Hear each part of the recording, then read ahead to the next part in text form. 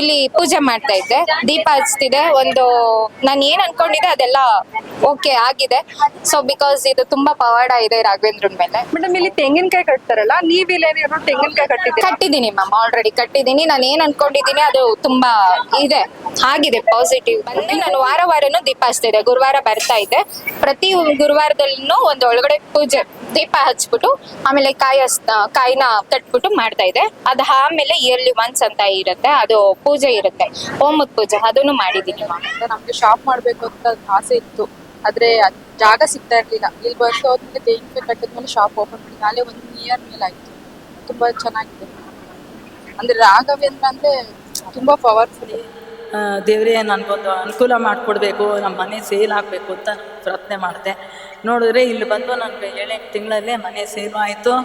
ಆಮೇಲೆ ನಾನೇನು ಅಂದ್ಕೊಂಡಿದ್ನೋ ನನ್ನ ಕೋರಿಕೆಗಳು ನಡೆಸ್ಕೊಟ್ಟಿದ್ದಾರೆ ಗುರುಗಳು. ಯಜಮಾನ್ರಿ ನನಗೆ ಇಲ್ಲಿ